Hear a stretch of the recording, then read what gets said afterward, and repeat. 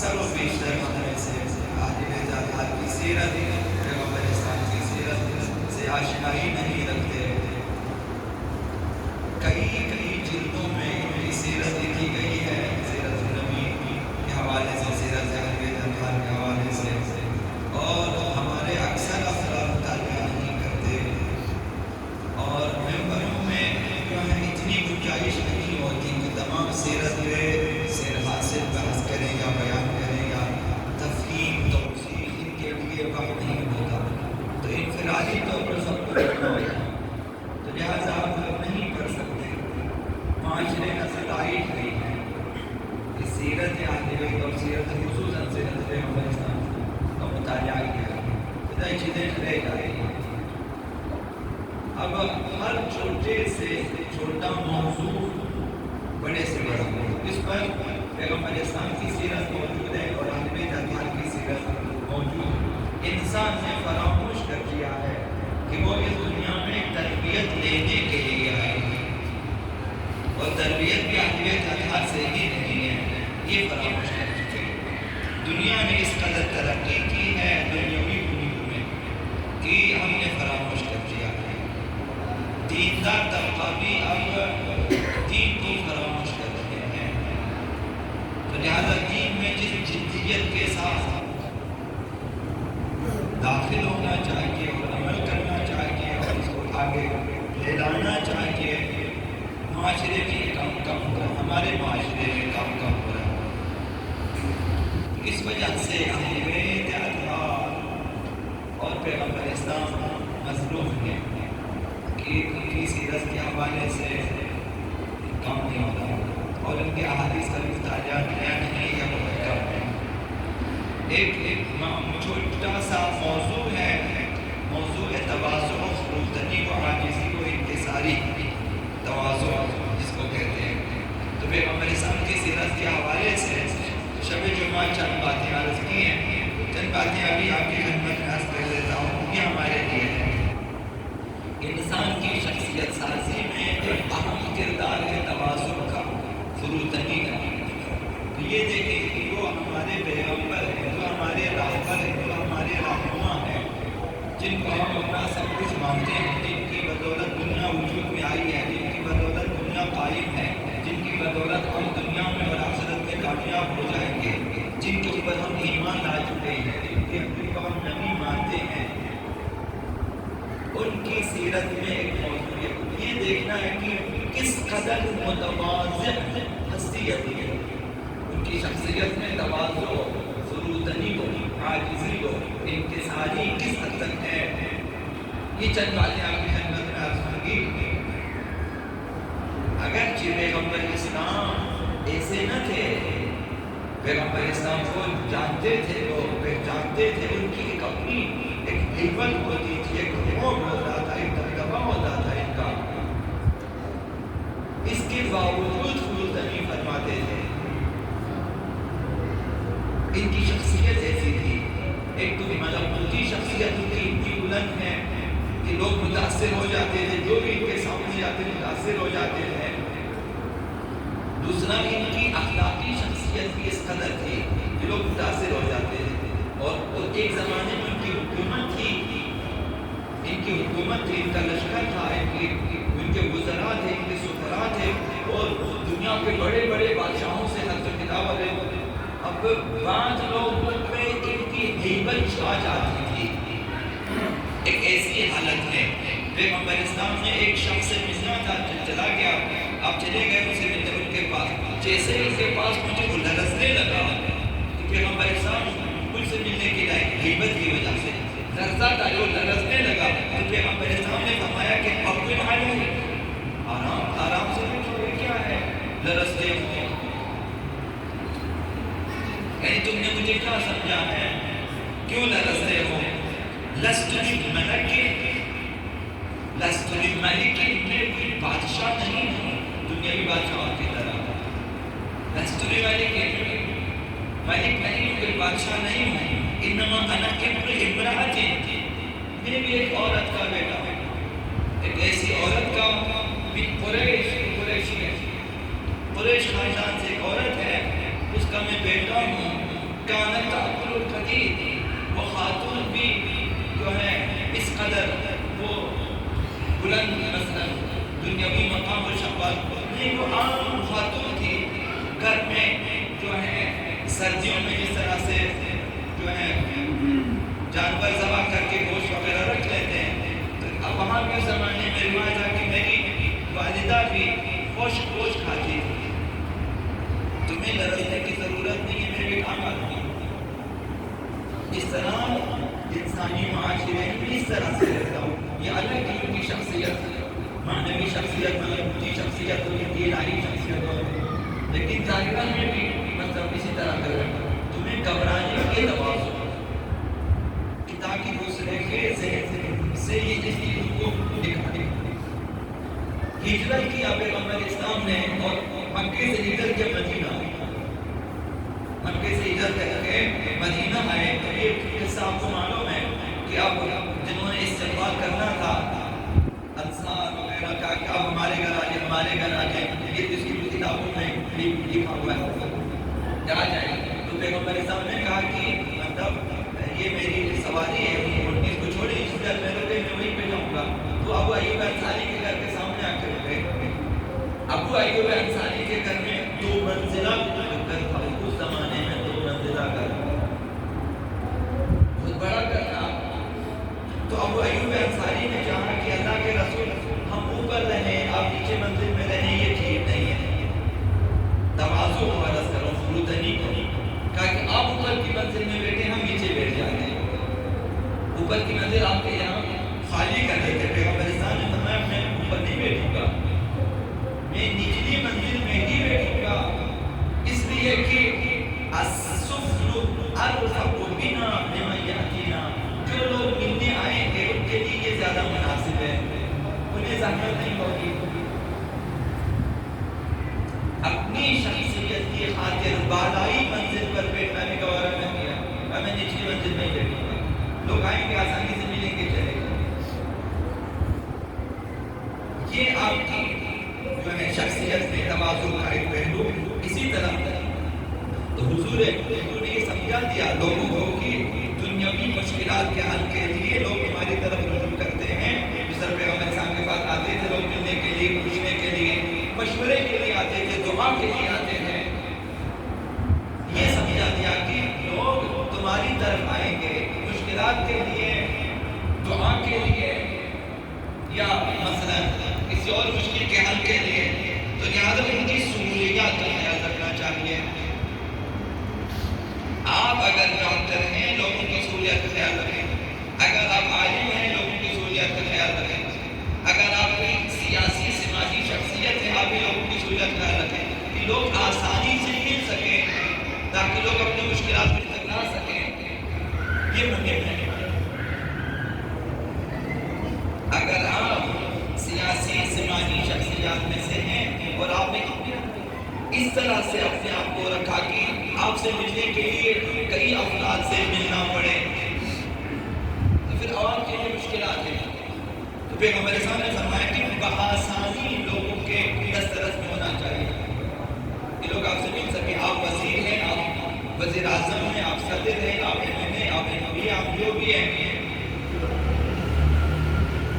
لوگ بسہولت آپ کے پاس آ جائیں۔ اسی طرح علماء بھی ایسی جگہ مثلا تاکہ لوگ آپ آسانی مل سکیں۔ ایک دیہاتی پیغمبر خدا صلی اللہ علیہ وآلہ وسلم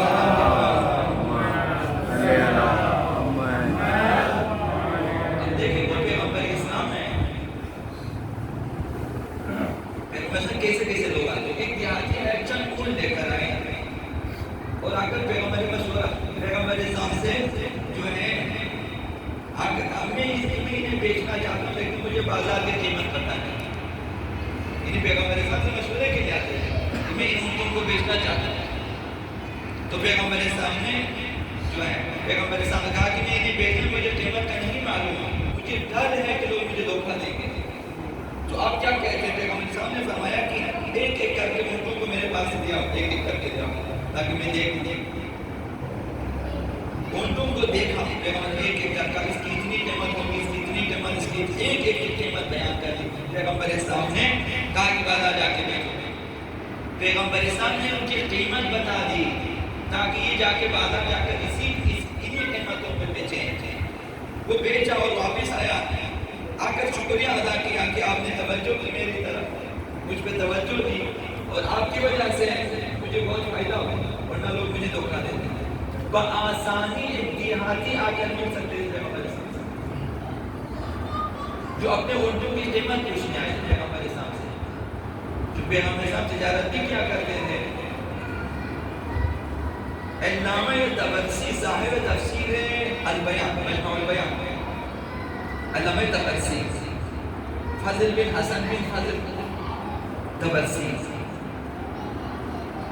6 صدی ہجری کے شیعہ محدث نام میں مفسر فقیہ، ان کی کتاب ہے مکارم اخلاق کے سلسلے میں۔ مکارم الاخلاق میں پیغمبر خدا صلی اللہ علیہ وآلہ وسلم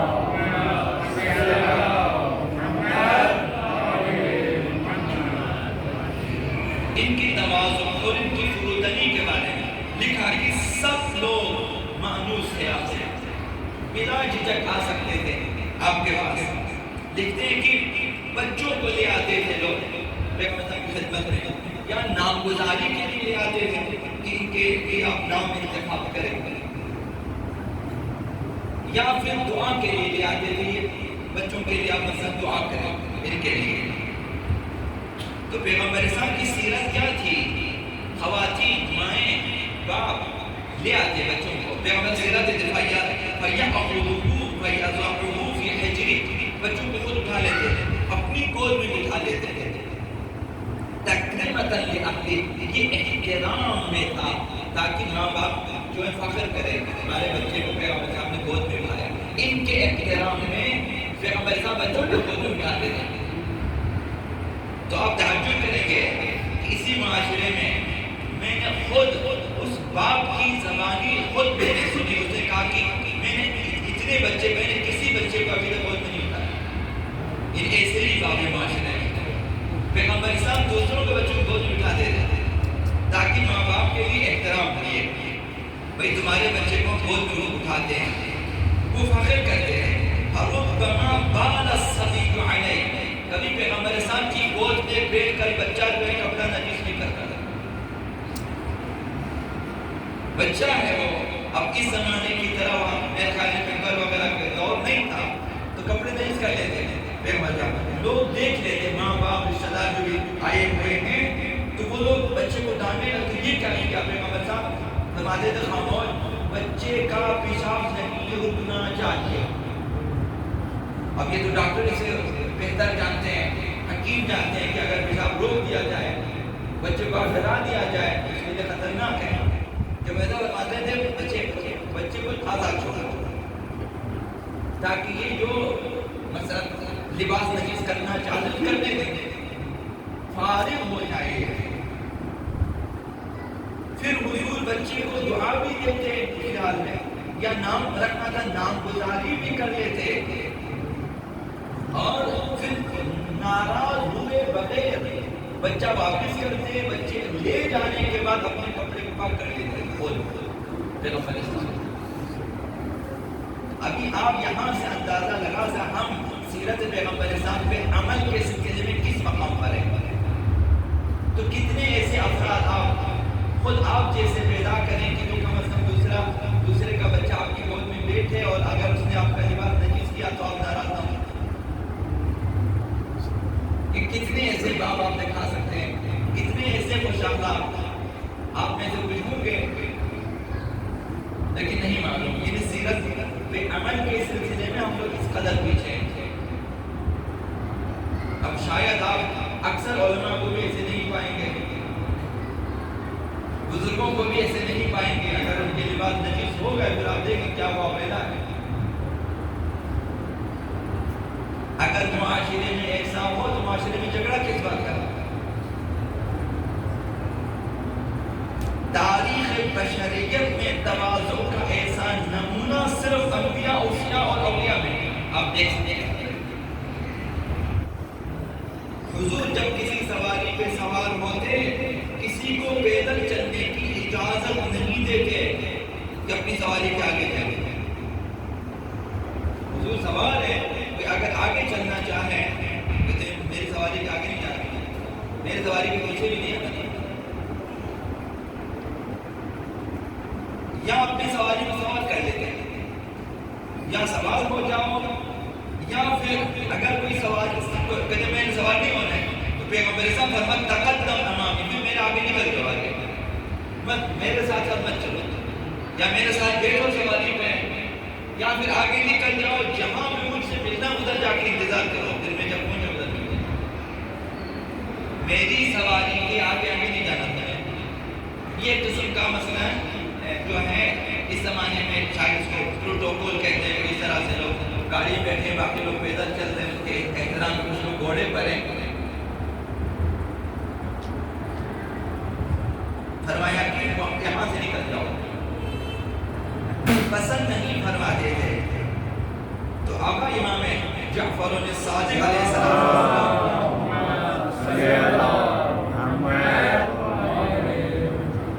یہ ان کی سیرت میں یہ چیز چھٹے امام کی چند اصحاب کے ساتھ جا رہے تھے، حج کے سفر پہ جا رہے تھے، راستے میں کہیں استراحت کے لیے رک گئے۔ امام نے فرمایا کہ تم لوگ ہم اہل بیت کی نسبت کیوں بے اعتنائی برتتے ہو، کیوں لاپرواہی کرتے ہو، ہمارا استخفاف کرتے ہو۔ اب سارے اصحاب کے چاہنے والے بیٹھے ہوئے ہیں، ان سے فرما رہے ہیں۔ ایک خراسانی کھڑا ہو گیا، یہ امام نے کیا کہا کہ ہم آپ کا استخفاف کرتے ہیں، آپ کی اہانت کرتے ہیں اور آپ کی لاپرواہی برتتے ہیں، آپ کی اس میں فرمایا کہ اللہ کی پناہ کہ ہم ایسا کریں۔ تو امام نے فرمایا تم خود انہی میں سے ہو، تم خود انہی میں سے ایک ہو جو ہمارے کی نسبت لاپرواہی برتتے ہیں، استخفاف کرتے ہیں ہمارا۔ تو اس نے عرض کیا کہ اللہ کی پناہ میں نے کب ایسا کیا، میں کبھی ایسی احانت نہیں کر سکتا۔ امام نے فرمایا راستے میں، امام کے ساتھ آ گئے، راستے میں جحفہ کے نزدیک ایک شخص نے تجھ سے کہا تھا کہ مجھے بھی اپنے ساتھ بٹھاؤ سواری، اور تو نے اسے اپنے ساتھ بٹھانے کو اپنی توہین سمجھا، خلاف شان سمجھا، حتیٰ سر اٹھا کر بھی نہ دیکھا تھی میں سے اور چل دیا۔ یہ احانت، یہ لاپرواہی، یہ استخفاف اس کی نسبت کیا۔ تو امام کیا فرما رہے ہیں کہ من استخف بمؤمن، جو بھی کسی مؤمن کا استخفاف کرتا ہے، استخفاف لاپرواہی بے اعتنائی، اسے جو ہے نظروں میں نہ لانا، اسے اہمیت نہ دینا، کسی بھی مومن کو استخفاف یعنی اسے ہلکا، بے بہان، بے اہمیت سمجھنا۔ فرمایا کہ من استخف بمؤمن، اگر کوئی شخص کسی مؤمن کا استخفاف کرتا ہے، اسے بے اہمیت سمجھتا ہے، اسے بے بہان سمجھتا ہے، بے اہمیت سمجھتا ہے، وَضَيَّعَ حُرْمَةَ اللَّهِ عَزَّ وَجَلَّ فِينَا اسْتَخَفَّ، اس نے ہم اہمیت کا استخفاف کیا ہے۔ اب ہم تو نہیں مانیں گے، ہم سر ہلائیں گے لیکن عمل نہیں کریں گے۔ عملی میدان میں کہاں پر ہے؟ انما المؤمنون اخوہ، یہ ہمیشہ آپ قرآن میں واضح و تمام میں آپ سے بھائی ہیں۔ اس بھائی چارے کو آپ ڈھونڈیں، معاشرے میں نکالیں، آپ کہاں ہے یہ اخوت، یہ بھائی چارگی، یہ اخوت و برادری آپ نہیں تلاش کر سکتے۔ ہم ناکام ہوئے، ایک اسی میں بھی ناکام ہوئے ہیں۔ یہ تو آپ کے حضرت نے عرض کیا کہ اکثر و بیشتر ہمارے ہاں اپنے جو اپنے بھائی ہیں ان میں بھی بھائی چارگی کی کمی ہے، ایک دوسرے کے لیے ایک دوسرے کو پسند نہیں کرتے۔ خود ایک ہی گھر میں ایک ایسا ہے، اکثر ایسا ہے، آپ معاشرے میں آپ دیکھیں گے کہ بھائی ایک ساتھ نہیں رہ سکتے، مسائل پیدا ہو جاتے ہیں، یا پھر اگر الگ الگ رہتے ہیں ایک دوسرے کو بھائی نہیں سمجھتے۔ من استخف بمؤمن فینا استخف، جو ایک مومن کا استخفاف کرے اس نے ہم اہل بیت کا استخفاف کیا، ہماری احانت کی ہے۔ وَضَيَّعَ حُرْمَةَ اللَّهِ، اس نے اللہ کی حرمت کو پائمال کیا ہے۔ بس گناہ ہے یہاں معاشرے میں بے عزتی کرنا، احانت کرنا، توہین کرنا، اسے بعض لوگ فخر سمجھتے ہیں، بعض لوگ اپنی سمجھتے ہیں کہ ایک قسم کی جوان مردی ہے یہ کہ میں کسی سے نہیں ڈرتا۔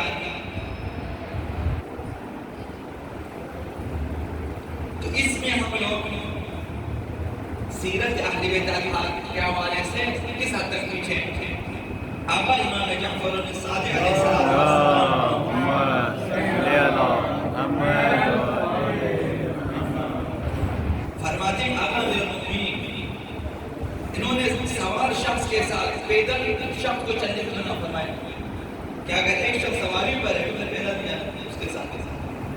منع فرمائے، خود اپنے بارے میں منع فرمائے. آقا میرا مومنین سوار تھے. کچھ لوگ آپ کے پیچھے پیدل چلنے لگے، مقام پہ پہنچے، کچھ استقبال کرتے رہے، پیدل چلتے رہے. آپ نے پوچھا الگ کہاں جائے، کیا تمہیں بات کرنی ہے، کوئی کام ہے مجھ سے؟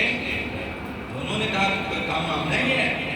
لا ولکننا نحب ان نمشی معک، ہم صرف آپ کے ساتھ چلنا چاہتے ہیں. آقا میرا سوال ہے، وہ لوگ صرف آقا میرا کے ساتھ چلنا چاہتے پیدل. آپ نے فرمایا انصرفوا، دور ہو جاؤ، دور ہو جاؤ یہاں سے. فإن مشي الماشي مع الراكب، پیدل چلنے والا سوار کے ساتھ اگر چلتا ہے، مقصد الراکب، وہ سوار شخص کی اخلاق کو خراب کرے گا، اس میں فساد پیدا ہو جائے گا. وہ مذلۃ للماشی، پیدل چلنے والوں کی یہ ذلت ہے. یہ کم نہ کرو. ایک شخص سوار ہے، یہ کون سا شاہانہ مزاج ہے کہ آپ گاڑی میں ہیں، آپ موٹر سائیکل پر ہیں، آپ شاہی سواری پر ہیں اور لوگ آپ کے پیچھے چل رہے ہیں، پیچھے پیچھے. اہل بیت منع فرمایا، آقا امیر المومنین منع فرمایا یہ کام نہ کرے. تو اس کا مزاج خراب ہو جائے گا، اس کے ذہن میں تکبر، غرور وغیرہ وغیرہ پیدا مقصدہ ہے، پیدا چلنے والوں کے لیے ذلت ہے. یہی سمجھتا ہے کہ ہم کمتر ہیں، وہ برتر ہیں، وہ آگے وہ سوار جا رہے ہیں، وہ پیدل جا رہے ہیں. تو اہل بیت حضرات کی سیرت میں ہماری کمزوری یہاں پر ہے. آپ نے فرمایا دور ہو جاؤ، پیدل شخص کے ساتھ، سوار شخص کے ساتھ پیدل شخص جو ہے وہ نہ چلا سکتا، فساد انگیز ہے. تو آج کل کے استقبالیہ پروٹوکول پہ آپ نظر ڈالیں. اس زمانے میں بعض علماء، بعض آفیسران اور بعض سیاسی اسلامی شخصیات، ان کی پروٹوکول میں چیز شامل، خود کو بہت ہی خاص سمجھنے لگے ہیں. حتیٰ خطبہ علماء، آفیسران تو پھر آفیسران، سیاسی ہیں، حتیٰ علماء کہا کہ ہم خاص ہیں، اپنے لیے برترین احترام کو ضروری سمجھتے ہیں کہ سب میرا احترام کریں گے، ضروری ہے، یہ واجب ہے. بھلے ہم ان کا احترام نہیں کریں، ہاتھ ملاتے ہوئے بھی تکبر کا مشاہدہ کریں گے. آپ ہماری سر رکھے ہوئے تھے،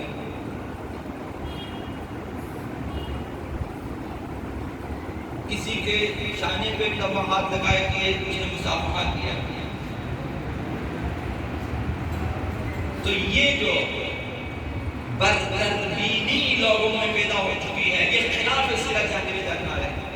خود برتربینی، خود کو دوسروں سے بہتر و برتر و بالاتر سمجھنا. اب آج کل کے یہ دینی معاشرے میں بھی یہ رائج ہو چکا ہے. چاہتے ہیں یہ لوگ کہ لوگ ان کی خدمت میں حاضر رہیں تاکہ کوئی بھی کام کو فوراً بتا دی جا کے کریں. شاہانہ مزاج ہے، لوگ ان کی خدمت میں رہیں گے. اور ان میں اس پروٹوکول نے اور اس استقبالیہ امور نے ان کے ذہنوں میں رکونت پیدا کر دی ہے. لاپرواہی، سلوک صحیح، خود برتربینی، یہ چیزیں پیدا کر دی ہیں. وہ خدمت گزاروں سے ملنے والے تعزز کو اپنا حق سمجھتے ہیں. یہ عزت تو میرا حق ہے، ان میں عزت نہیں ہے، مجھ میں عزت ہے، وہ لوگ میرا احترام کریں. اس لیے سیرت پیغمبر اسلام سیرت اہل بیت کے خلاف ہے. اگر محسوس کریں کہ انہیں عام سمجھا گیا ہے، بڑے بڑے خطبہ اور بڑے بڑے شخصیات، اگر انہوں نے احساس کیا کہ ہمیں عام سمجھ، ہم عام لوگ ہیں، ہمیں اگر عام سمجھا گیا ہے تو وہ سیکھا ہو جاتے ہیں. ہم کوئی عام آدمی تھوڑی ہے، بہت اسی جملے سے اندازہ لگائے ہم کوئی عام تھوڑی. پھر اور وقت ناراض ہو جاتے ہیں، کچھ بھی کر گزرتے ہیں. آقا امیر المومنین علی بن ابی طالب علیہ السلام شام کی جانب سفر کر رہے ہیں، مقام انبار پہ پہنچے. زمینداروں نے استقبال کیا امیر المومنین کا، اور امیر المومنین کے سامنے دوڑنے لگے۔ اب ہمیں سوال ہے، زمیندار آئے، استقبال کیا، اب امیر المومنین کے ہاتھ میں حکومت ہے، آدھی دنیا کے حاکم ہیں۔ آج کل کے چھوٹے چھوٹے ممالک نہیں تھے، اس زمانے اسلامی حکومت کی حدود ارباب بہت زیادہ، تو انبار کے زمیندار آپ کے آگے دوڑنے لگے۔ آپ نے فرمایا ما ھذا الذی صنعتم، یہ تم کیا کر رہے ہو؟ پھر آگے دوڑتا بھی بعض ممالک میں وزراء اور صدور کے آگے لوگ دوڑتے ہیں یا گاڑیوں کے ساتھ ساتھ دوڑتے ہیں۔ آپ نے فرمایا ھذا الذی صنعتم، یہ تم کیا کر رہے ہو؟ فقالوا خلق منا نعظم به امراءنا، یہ ایک رسم ہے ہمارے ہاں، ہم امراء کا استقبال اس طرح کرتے ہیں،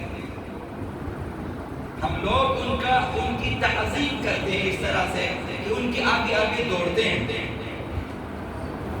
فقال والله ما هذا ينتفع بهذا امراؤكم، قسم بخدا تمہارے اس عمل نے حکمرانوں کو کوئی فائدہ نہ دیا، تمہارے آگے دوڑنے سے کیا فائدہ؟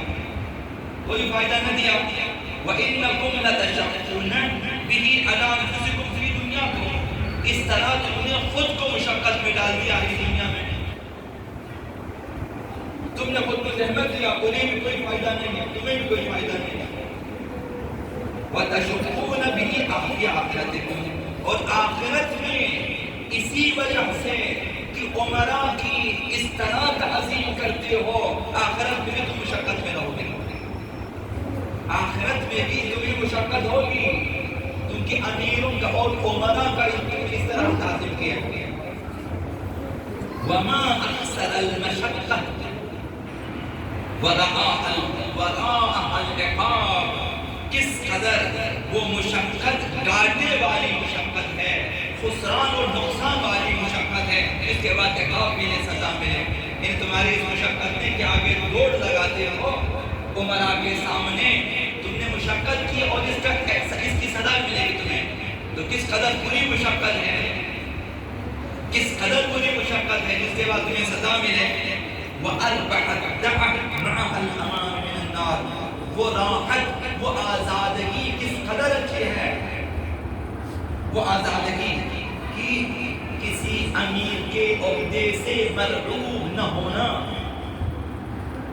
عمراء کی بےہودہ تعظیم نہ کرنا، یہ آزادگی، یہ آزادی کس قدر فائدہ مند ہے، اس کے نتیجے میں انسان دوزخ سے آزاد ہو جائے۔ تو شخصیت پرستی اس حد تک ہے، یہ بھی آج کل کی رائج ہے معاشرے میں، یہ بڑی شخصیت ہے، اس کے اس طرح سے استقبال، اس طرح سے پروٹوکول، اس طرح سے چیزیں، اس سیرت کے خلاف ہے۔ اہل بیت قدر نہیں فرماتے، پیغمبر اسلام متواضع تھے، آقا امیر المومنین متواضع تھے، بھائی مسائل علیہ السلام متواضع تھے۔ پیغمبر اسلام کے تواضع نے اصحاب کو جاودانہ معنویت سے مالا مال کر دیا، غریبوں، غلاموں، ستم رسیدہ افراد کو ایسا مومن بنا دیا کہ راہ اسلام میں خون کے آخری قطرے تک دینے کے تیار ہو گیا۔ تواضع نے، اخلاق نے، خلق عظیم کے مالک تھے پیغمبر اسلام، کہ اخلاق نے کام کیا۔ کیا عمراء نے، جن کے لیے روز و شام لوگ استقبال کرتے ہیں، آگے پیچھے دوڑ لگاتے ہیں اور ان کے لیے چاپلوسی کرتے ہیں اور بناحق ان کی تعریفیں کرتے ہیں، دنیا والوں کے لیے انہوں نے کتنے مومن بنائے ہیں جو دین کے لیے، اسلام کے لیے، ناموس کے لیے یا حداقل لوگوں کی جو ہے رفاہ کے لیے انہوں نے قربانی دینے کی ٹھان لی ہو۔ تکبر سے، شخصیت پرستی سے لوگ مومن نہیں ہوتے۔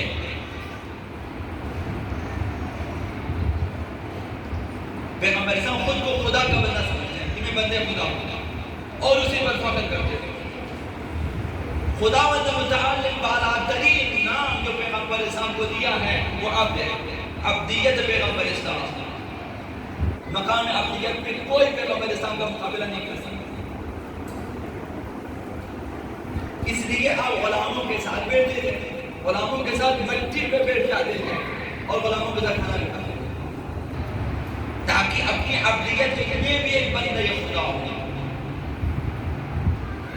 اگرچہ مقام رسالت مقام نبوت فائد ہے، خلق عظیم کے مالک ہیں، لیکن بندہ ہونا.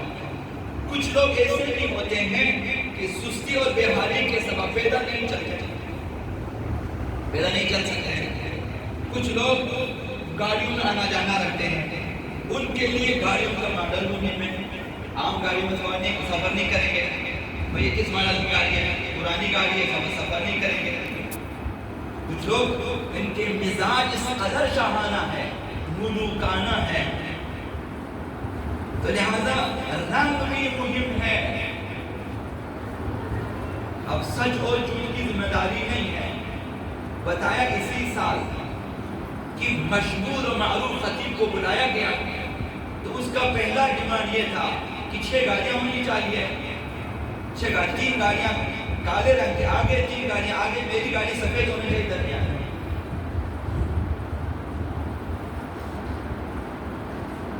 اگر اس طرح سے رنگ بھی مہم ہے، گاڑیوں کی تعداد بھی مہم ہے اور ان کے ماڈل بھی مہم ہے، یہ خلاف ہے سنت و سیرت اہل بیت ہے. تو چھوٹی گاڑیوں میں سفر کریں، کسر شأن سمجھتے ہیں. یہ چیزیں دنیا سے وابستگی کی نشانیاں ہمارے اندر اگر ہیں تو دنیا سے وابستگی کی نشانی، یہ علامت ہے کہ ان کے لیے وسیلے ہدف بن چکے ہیں. وسیلہ ہدف، گاڑی وسیلہ تھا، ہدف بن گیا. گھر وسیلہ تھا، ہدف بن گیا. تعلیم وسیلہ تھا، ہدف بن گیا. علم وسیلہ تھا، ہدف بن گیا. لوگوں نے جب وسائل کو ہدف میں تبدیل کر دیں تو اصل ہدف سے دور رہ جاتے ہیں. پھر خدا غائب بیچ میں سے، آخرت بیچ میں سے غائب ہے، کیونکہ دنیا ہدف ہے. میرے لیے گھر مہم ہے، گاڑی مہم ہے، مقام مہم ہے، وزارت صدارت یہ میرے لیے مہم ہے. یہ ہدف بن جاتے ہیں. جبکہ پیغمبر خدا صلی اللہ علیہ وسلم کبھی گھوڑے پہ سوار ہوتے تھے، کبھی خچر پہ سوار ہو جاتے تھے، کبھی گدھے پہ سوار ہو جاتے تھے، بغیر پالان کے، بغیر افسر کے، لگام بھی نہیں، سوار ہو جاتے تھے. اگر کوئی وسیلہ نہ ہوتا سواری کا تو پیغمبر پیدل چلا کرتے تھے. کبھی بغیر عبا، بغیر امامہ راستہ چلا کرتے تھے. تشریع جنازہ میں پیغمبر شرکت کرتے تھے. دیکھا ہے آپ نے وزراء کو کہ آئے مومنی کی در تشریع میں شرکت کرتے تھے یا نہیں آتے ہیں تو جنازے کی تشریع نہیں ہوتی، اس وزیر کی تشریع ہوتی ہے. سب اس کے پروٹوکول لے رہے ہیں، تصویریں لے رہے ہیں، تو میڈیا والے آئے ہوئے ہیں تو اس کی تصویر لی جا رہی ہے. اب نماز بھی ایک وسیلہ بن جاتا ہے اس کے پروٹوکول لے رہے ہیں تاکہ اس وزیر کی نماز کو دکھا سکے کہ وہ نماز پڑھے. ساتھ والا کہتے ہیں کہ ہاتھ اس طرف باندھو، دوسرا کہ ہاتھ اس طرف کھولو، وہ سکھا ہے تاکہ تصویر لے سکے. بیچ میں مرحوم کی یاد سے لوگ غافل ہو جاتے ہیں. یہ بھی آپ کو معلوم ہوگا کہ جب آفیسروں کے بیچ میں کسی کی موت ہو گئی تشریع جنازے کے لیے، کہ مولوی کو ادھر آنا چاہیے، ہم وہاں نہیں جائیں گے. اس حد تک ذہنوں میں یہ ان کے لیے مہم ہے کہ ہم نے یہاں آفیسر ہم وہاں نہیں جاتے، یہاں سے نماز پڑھے اور ہم نے شرکت کرے اس کے بعد پھر آپ لے کے جائیں گے. تو پیغمبر اسلام تشریع جنازہ میں چلے جاتے تھے، کبھی سوار ہیں، کبھی پیدل ہیں، کبھی امامہ بھی نہیں ہے، بغیر آبا کے قمیص پہن کے نکل جاتے ہیں. کبھی بیمار کی عیادت کے لیے شہر کے دور ترین مقام تک پیغمبر اسلام چلے جاتے تھے، شہر کے دور ترین مقام تک. اب ابھی علماء، فضلاء، وزراء، شخصیات سماجی آپ ان سے پوچھیں کہاں جاتے ہو آپ؟ کسی بیمار کی عیادت کے لیے اگر کوئی سیاسی مفاد نہ ہو کون جاتا ہے؟ یعنی سیرت سے اس قدر دور ہے ہم لوگ. پیغمبر اسلام دور ترین علاقے تک چلے جاتے ہیں. اب یہ جنہوں نے سیرت پیغمبر اسلام کی کتابیں لکھی انہوں نے لکھی ہوئی ہے. حضرت اکرم سے بات ہے، سنن نبی میں بھی سے لکھا ہے، مقام مقام میں بھی چیزیں لکھی ہوئی ہے. تو شاعر نے کہا کہ تکلف کرنا باشد خوش تمنزیز، اگر اپنی زندگی سے تکلفات کو نکالیں تو بہتر زندگی گزار سکتے ہیں۔ تکلف کرنا باشد خوش تمنزیز، اگر یہ دنیا کی وابستگیاں چھوڑ دیں، بہت خوبصورت موت مر سکتا ہے، اچھی موت مر سکتا ہے، قابل فخر موت مر سکتا ہے۔ ہم لوگ اپنی موت کو خراب کر دیتے ہیں تعلقات کی وجہ سے۔ حضرت ہمارا رسول خدا صلی اللہ علیہ وسلم فرمایا کہ نحن معاشر الانبیاء والامناء والاتقیاء، ہم جو انبیاء ہیں، خدا متعال کے انبیاء، امناء ہیں، خدا متعال کے امین ہیں، اور اتقیاء ہیں، ہم لوگ صاحبان تقوی ہیں، رہنمایان تقوی ہیں، ہم لوگ براء من التکلف، ہم لوگ تکلف سے بری ہوتے ہیں، ہمارے پاس کوئی تکلف نہیں ہے، بیجا تکلیف نہیں ہے۔ بیجا تکلیف دوسروں کیوں تکلف دے دیتے ہیں؟ ہم پوچھتے ہیں کہ آپ چائے پئیں گے جب کہ آپ خود جا رہے ہیں، ہم پوچھتے ہیں کہ آپ یہ گھر آپ کا ہے، اس تکلفات، اس کو آپ اپنا گھر سمجھیں، 3 دن کے بعد آپ دوبارہ پوچھیں، 4 دن کے بعد آپ پوچھیں تو یہ آپ کا گھر ہے، بولے یار آپ نے تو کہا اپنا گھر ہے۔ یہ سارے تکلفات ہیں، جب آپ کے دل میں ہے، زبان پر بھی ہے، برابر ہے کہ یار میں اسے گھر جا کے کھانا کھلانا چاہتا ہوں، بھائی میں آپ کی خدمت کرنا چاہتا ہوں، آ جائیں۔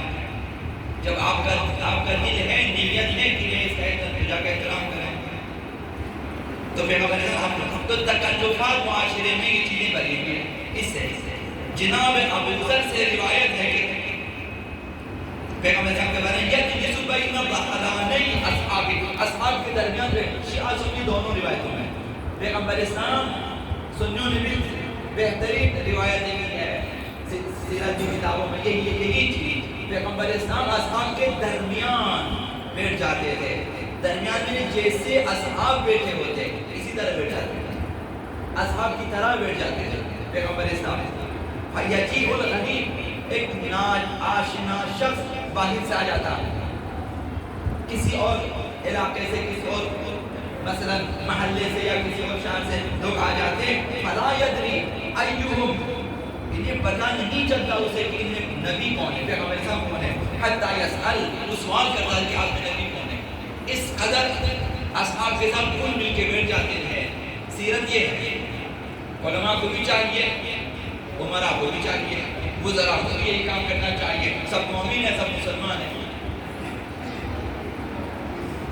تو اصحاب نے چاہا کہ اللہ کے رسول اس طرح کوئی بھی نہیں پہچانتا، لوگ آتے ہیں پوچھتے جاتے ہیں، تکلیف ہے، لہٰذا ہم ایسا کرتے ہیں کوئی ایسی جگہ بنا لیتے ہیں نشانی کے طور پر ہو کہ آپ بیٹھ جائیں تاکہ آنے والے کو پتا چلے گا نبی ہے تو یہی ہے۔ تو لہٰذا مٹی کا چبوترا بنایا، مٹی کا چبوترا بنایا، چھوٹا سا چبوترا تاکہ پیغمبر صاحب اسے بیٹھے ہیں۔ فَبَنَيْنَا لَهُ دُكَّانًا مِنْ طِينٍ، ہم نے پیغمبر اسلام کے لیے مٹی کا چبوترا بنایا۔ فَكَانَ يَجْلِسُ عَلَيْهَا، پیغمبر اسلام اس پہ تشریف رکھتے تھے۔ وَنَجْلِسُ بِجَانِبَيْهِ، اور ہم لوگ پیغمبر اسلام کے دائیں بائیں بیٹھ جاتے تھے تاکہ آنے والے کو زحمت نہ ہو پوچھنے کی، تاکہ کبھی کوئی واپس نہ جائے کہ دیکھو اتنے لوگ پیغمبر نظر نہیں آ رہا یا چبوترے میں۔ اصحاب کے ساتھ گفتگو میں بھی پیغمبر اسلام نے تواضع فرمایا۔ فخر رازی نے تفسیر میں جناب عائشہ سے روایت کی ہے کہ ما دعاه احد من اصحابه ولا من اہل بیتہ الا قال لبیک، پیغمبر اسلام کی سیرت یہ تھی، اصحاب میں سے کوئی پکارے یا اہل بیت میں سے کوئی پکارے، پیغمبر اسلام کی زبان کی لبیک ہوتے، لبیک یعنی بہترین احترام والا کلمہ یہی ہے۔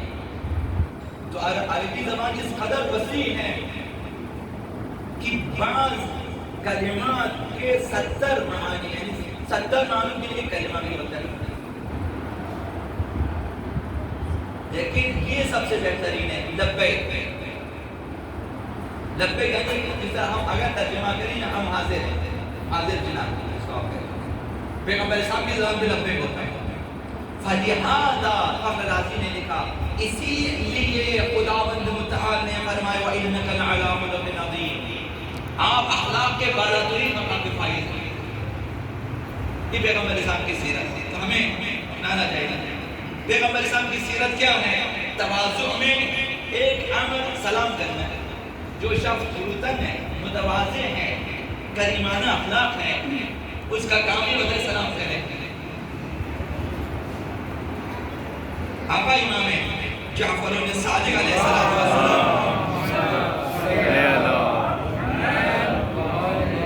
اسی سیرت کے بارے میں فرمایا من التواضع ان تسلم علی من لقیت، تواضع یہ ہے، تواضع کی ایک نشانی یہ ہے جس سے بھی دل و سلام کرو، اور سلام میں پہل کرنا تواضع ہے۔ انتظار میں نہ بیٹھے کہ دوسرا آپ کو سلام کرے، اگر موقع ملے پہلے آپ سلام کریں، اگر اس نے موقع نہ دیا یہ الگ بات ہے۔ اگر آپ نے جواب دیا تو جو ہے رد السلام صدقۃ، سلام کا جواب دینا خود ایک صدقہ ہے، تو آپ صدقہ دو گے۔ اگر آپ نے پہل کیا تو پھر آپ کے لیے 70 حسنات ہیں، ایک کم 70 حسنات آپ کے لیے، سلام کرنے والے کے لیے۔ وہ جواب دے گا تو اس کے لیے صدقہ ہے، ایک حسنہ کے ساتھ رد السلام صدقہ اس کے لیے۔ تو سلام میں پہل کرنا۔ آقا امیر المؤمنین علی بن ابی طالب علیہ السلام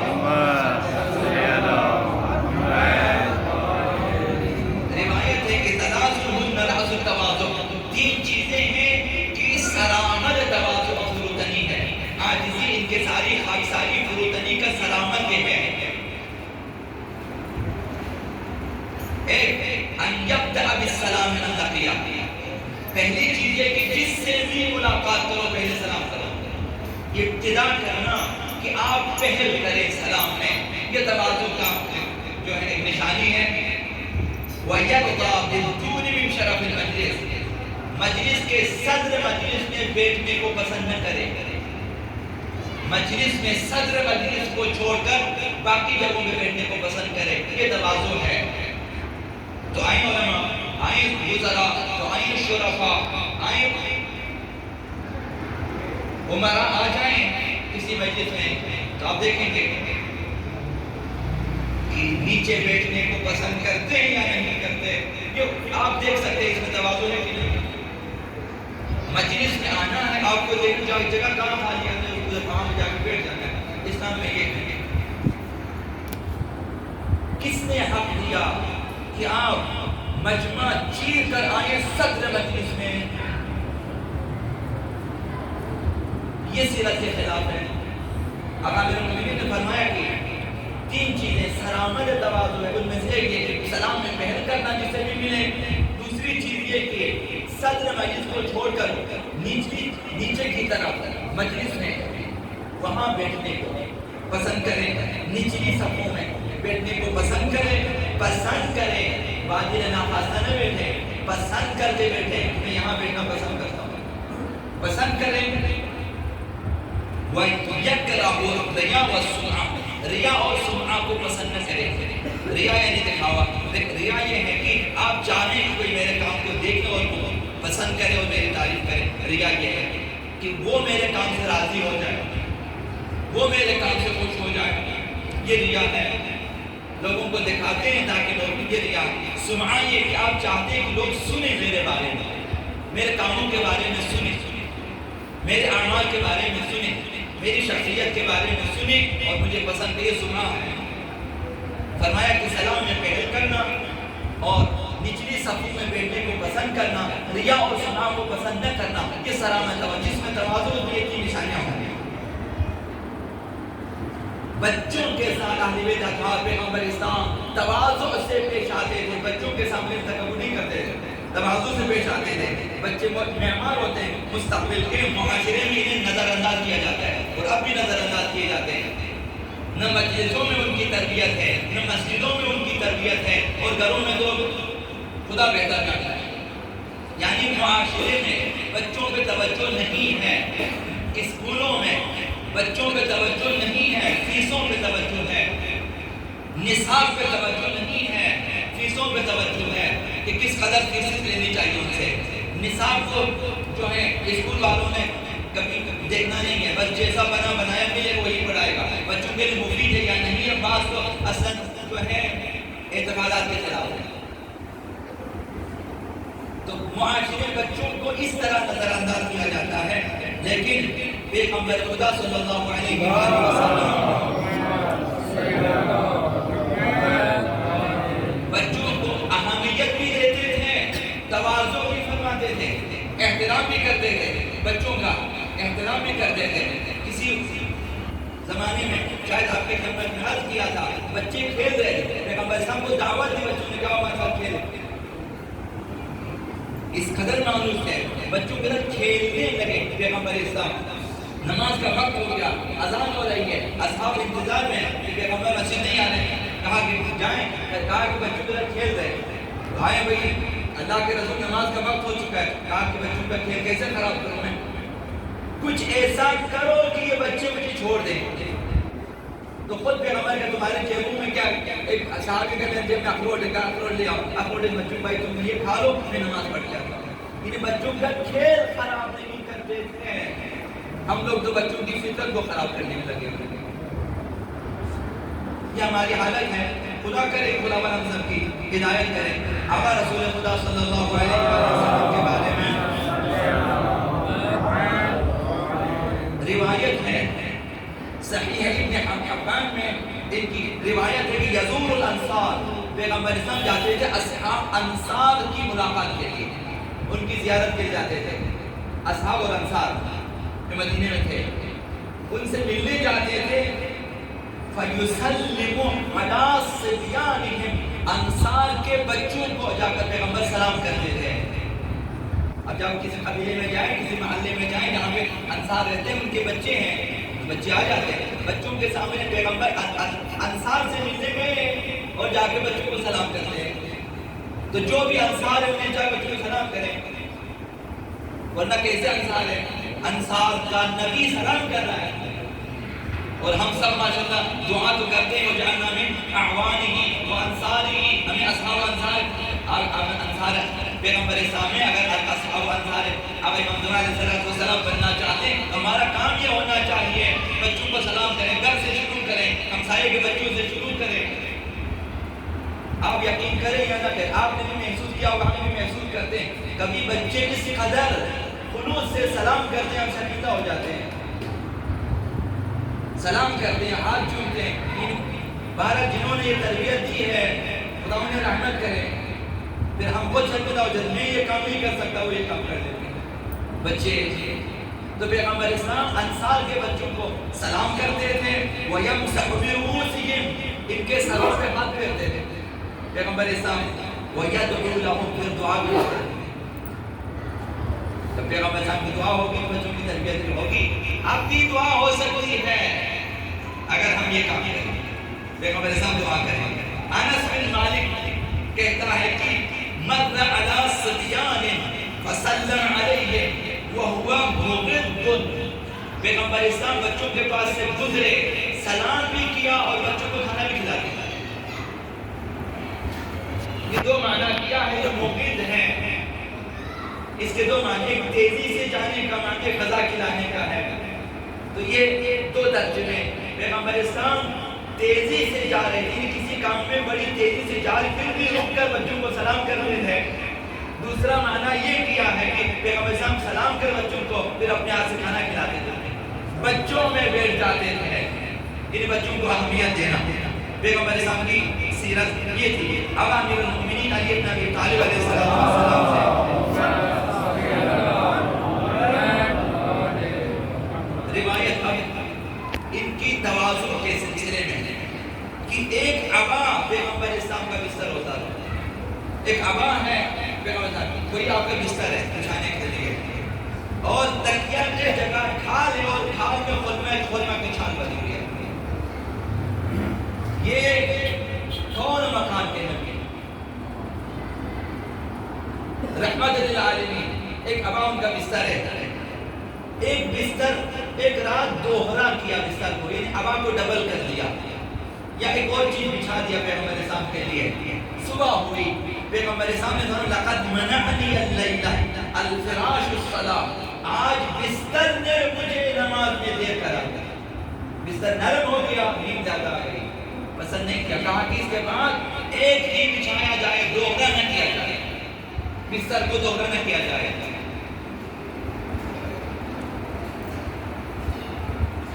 وَكَانَ لَهُ قِصَاصٌ مِّن شَعْرٍ، بالوں سے بنا ہوا ایک فرش بنا تھا آپ کے لیے، یجلس علیہ وربما یصلی علیہ، اسی کو بچھاتے بھی تھے، کبھی اسی میں نماز پڑھتے تھے۔ اس قدر سادگی اور تواضع فروتنی۔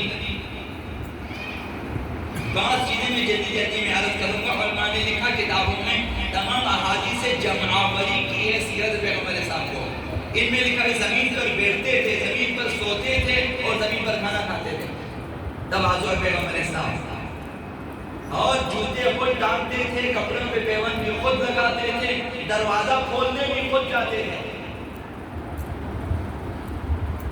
بکری کا دودھ خود دھو لیتے تھے، اور اونٹ کو باندھنا ہوتا خود باندھ لیتے تھے، پھر اونٹ کا دودھ بھی خود دھو لیتے تھے، گھر میں یہ سارے کام۔ اور جب غلام چکی چلا کے آٹا بنانے کے لیے، چکی چلا کے غلام تھک جاتا، پیغمبر اسلام جا کر اس کی جگہ چکی چلاتے تھے، اس سیرت پیغمبر اسلام۔ وَيَزَمُ الطُّهُورَهُ بِاللَّيْلِ بِيَدِهِ، اپنی نماز شب کے لیے پانی بھی خود لا کر اپنے پاس رکھ لیتے تھے کہ میں نے رات کو اٹھنا ہے، وضو کرنا ہے۔ وائٹ ٹینک نہیں بچھا ہوا تھا دوسرا، کوزوں میں لوٹوں میں پانی رکھ لیتے تھے، پیغمبر صاحب خود جاتے تھے، پانی لے کے آتے تھے وضو کے لیے، خود رکھتے تھے۔ وَلَا يَجْلِسُ مُتَّكِئًا، ٹیک لگا کے نہیں بیٹھتے تھے، اہل خانہ کے کاموں میں مدد کرتے تھے، گھر والوں میں گوشت کے ٹکڑے خود کرتے تھے، گھر والے سالن پکاتے گوشت کاٹ دیتے تھے، آپ کھانے کے بعد انگلیوں کو چاٹ دیتے تھے، تواضع کی نشانی ہے، چاٹ دیتے تھے، کبھی ڈھکا نہیں لیا، کم کھاتے تھے۔ وَيُجِيبُ دَعْوَةَ الْحُرِّ وَالْعَابِدِ، آزاد مردوں کی طرف سے دعوت ہو قبول کرتے تھے، غلاموں کی طرف سے دعوت ہو اسے بھی قبول کرتے تھے، اور دعوتوں میں حتیٰ کہ یہ سیرت کی کتابوں میں آیا وَلَوْ عَلَى ذِرَاعٍ أَوْ قُرَاعٍ، یہ جو جانور کا اگلا پیر ہوتا ہے، اگلا پیر یہ ذراع ہے، یہاں سے اوپر کی طرف ذراع ہے، یہاں سے نیچے کی طرف قراع ہے، اگر کسی امیر نے جو ہے اگلا بازو جانور کا اسے کاٹا، اوپر کی طرف کا گوشت پکایا، تب بھی کسی کے پاس نہیں ہے، نچلے طرف اس میں صرف خالی پیر ہے، اس کی بھی اگر دعوت ہوتی پیغمبر صاحب قبول فرماتے تھے، چلے جاتے تھے دعوتوں کے۔ تو ابھی شاید یہ پوچھ لیتے ہیں کہ پکایا کیا ہے، پکایا کیا ہے۔ یہ الگ بات ہے کہ اگر آپ مثلا آپ کی طبیعت ایسی ہے، آپ کی مثلا بیماری ہے، بعض کاموں سے آپ پرہیز کرتے، وہ الگ مسئلہ۔ یہ کہ شوربہ کون پیتا ہے، شوربہ کا گوشت نانتر کون کھاتا ہے، مثلا اس طرح سے چولہے کون کھاتا ہے، یہ تکبر ہے۔ مومن کی دعوت کو اہمیت دینا چاہیے، نہ کہ کھانے کو۔ مومن کی دعوت کو پیغمبر صاحب قبول فرماتے، وَيَقْبَلُ الْحَدِيَّةَ، کچھ لوگ ہدیے لے آتے تھے، قبول فرماتے تھے، وَلَوْ أَنَّهَا جُرْعَةُ لَبَنٍ، دودھ کا ایک گھونٹ ہی کیوں نہ ہو، ہدیے کے طور پر لاتے تھے، قبول فرماتے تھے، پیے صدقہ نہیں حاصل، کسی کے چہرے پر ٹکی باندھ کر نہیں دیکھتے تھے، کبھی بھوک سے پیٹ پر پتھر باندھ لیتے تھے۔ وَكَانَ يَعْصِبُ الْحَجَرَ عَلَى بَطْنِهِ مِنَ الْجُوعِ، پیغمبر اسلام بھوک کی وجہ سے کبھی اس قدر کھانے پینے کی قلت ہوتی، پیغمبر اسلام اپنے پیٹ پر پتھر باندھ لیتے تھے تاکہ چلنے میں آسانی ہو، تاکہ پیٹ کو دھوکہ دے۔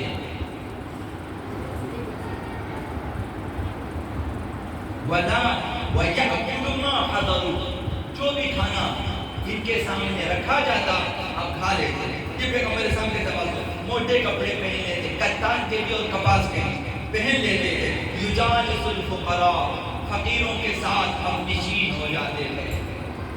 سیرت آقا المومنین، سیرت پیغمبر اسلام ہم نشین ہو جاتے تھے تو آقا المومنین تو گھروں میں بھی چلے جاتے تھے، فقیروں کے، بے نواؤں کے پیغمبر اسلام کی سیرت یہی کہ یجالس الفقراء، فقیروں کے ہم نشین ہوتے تھے، ویواکل المساکین، مسکینوں کے ساتھ بیٹھ کر کھاتے تھے، ہم غذا ہو جاتے تھے مسکینوں کے، ناداروں کے، بیچاروں کے، وَيُنَاوِلُهُمْ بِيَدِهِ، پیغمبر صاحب اپنے ہاتھوں سے مسکینوں کو کھلاتے تھے۔ تو آ جائیں اس زمانے کے عمراء، آ جائیں اس زمانے کے علماء، تو آ جائیں اس زمانے کے وزراء، عمراء، آ جائیں دیکھیں تو صحیح فقراء کی طرح۔ آخری پیغمبر خدا صلی اللہ علیہ وسلم یہ دو روایتیں ایمان حسن ختام آپ کی خدمت میں ترجمہ کر دیتا ہوں۔ پیغمبر صلی اللہ علیہ وسلم طوبی لمن تواضع من غیر مسئلۃ، خوشبخت ہے، سعادت مند ہے وہ شخص جو تواضع و فروتنی اختیار کرے، سوال نہ کرے، درخواست نہ کرے، لوگوں کے پاس ہاتھ نہ پھیلائے، ہاتھ پھیلائے بغیر فروتن ہوتا ہے۔ کچھ لوگ مانگنے کے لیے تواضع کرتے ہیں، فروتنی جھک کر خود کو حقیر دکھا کر بھی مجھے کچھ دے، مانگنے والے۔ پیغمبر صلی اللہ علیہ وسلم کی تواضع اختیار کرو لیکن مانگو نہیں، بغیر سوال کے، بن مانگے فروتنی اختیار کرو۔ یا ابازر من ترک لبس الجمال وهو يقدر عليه تواضعا لله، اے ابو ذر اگر کوئی شخص اللہ کی خاطر، اللہ کی خاطر رنگا رنگ لباس، قیمتی لباس اللہ کی خاطر نہ پہنے، خدا کے سامنے تواضع کی نیت ہے کہ میں تواضع کرتا ہوں، زیادہ قیمتی لباس نہیں پہنوں گا، نہیں پہنا، فرمایا کہ فقط کساہ اللہ حلت الکرامت، قیامت میں خداوند تعال کرامت و بزرگواری کا لباس پہنائے گا اسے۔ تواضع کیا خداوند تعال کے سامنے اور فرمایا یا ابادر طوبی لمن تواضع للہ من غیر منقصۃ، خوشبخت ہے وہ شخص جو تواضع کرے، فروتنی اختیار کرے لیکن کمزوری و ناداری کی وجہ سے نہ ہو۔ کچھ لوگ نادار ہونے کی وجہ سے اپنے آپ کو بس سمجھتے ہیں، فروتنی آج کسی کے ساتھ ہمارے پاس کچھ بھی نہیں ہے، اگر مل جائے تو تکبر کرتے ہیں، نہ تواضع کریں، اختیار کے ناداری کی وجہ سے نہ ہو۔ چونکہ نہیں ہے تو متواضع ہے، وہ نہ وہ انگور کھٹے والا ہے، چونکہ نہیں ہے تو لوگ آپ کو پوچھتے ہی نہیں ہے تو آپ کہتے ہیں متواضع نہیں، یہ ناداری، اگر ناداری کی وجہ سے نہ ہو تم اللہ کے لیے فروتنی اختیار کرو، خوشبخت ہو ہے کہ تواضع فروتنی اختیار کرے، ناداری کی وجہ سے نہ ہو، درخواست مانگنے کے لیے نہ ہو۔ تو پیغمبر اسلام کی سیرت میں، اگر مثال السلام کی سیرت میں، اگر تمام اہل بیت کی سیرت میں جو ہے واضح طور پر نظر آنے والی ایک چیز یہ تواضع ہے، یہ فروتنی ہے، اس سب کے سامنے خود کو متواضع رکھیں، منکسر المزاج، کسر نفسی، شکست نفسی، عاجزی، خودنشینی، مثلا ایسی چیزیں ہوں تاکہ یہ سب خدا کے لیے ہونا چاہیے، نہ کہ لوگوں سے نمبر لینے کے لیے، ورنہ یہ بھی ریاکاری ہے۔ اگر لوگوں کی خوشنودی کے لیے ہو تو یہ تواضع بھی ریاکاری ہے، اللہ کے لیے ہونا چاہیے۔ اللہم عجل لوليه واجعلنا من مواليه وانصاره، اللهم انصر نبينا محمد صلى الله عليه وسلم برؤيته ومن تبعه على دعوته ولحم استقامتنا معه، اللهم اكشف هذه الغمة عن هذه الأمة بحضوره وعجل لنا ظلمه إنه يرونه بعيدا ونراه قريبا، اللهم لعن أول الظالمين وآخر تابع له على ذلك، اللهم لعن العصابة التي جاهدت الحسين وشايعت وبايعت وتابع لنا قتله، اللهم لعنهم جميعا، اللهم تضاعف عليهم اللعنة والعذاب، اللهم اهدنا من عندك وافض علينا من فضلك وانشر علينا من رحمتك وانزل علينا من بركاتك بحق محمد وآله الطيبين الطاهرين إلى روح المؤمنين والمؤمنات، رحم الله من يقرأ بسم الله الرحمن الرحيم الحمد لله رب العالمين الرحمن الرحيم مالك يوم الدين إياك نعبد وإياك نستعين اهدنا الصراط المستقيم صراط الذين أنعمت عليهم غير المغضوب عليهم ولا الضالين بسم الله الرحمن الرحيم قل هو الله أحد الله الصمد لم يلد ولم يولد ولم يكن له كفوا أحد بسم الله الرحمن الرحيم قل هو الله أحد الله الصمد لم يلد ولم يولد ولم يكن له كفوا أحد بسم الله الرحمن الرحيم قل هو الله أحد الله الصمد لم يلد ولم يولد ولم يكن له كفوا أحد اللهم اغفرهم واحشرهم مع محمد وآله الطاهرين ومحمد وآل محمد سلام الله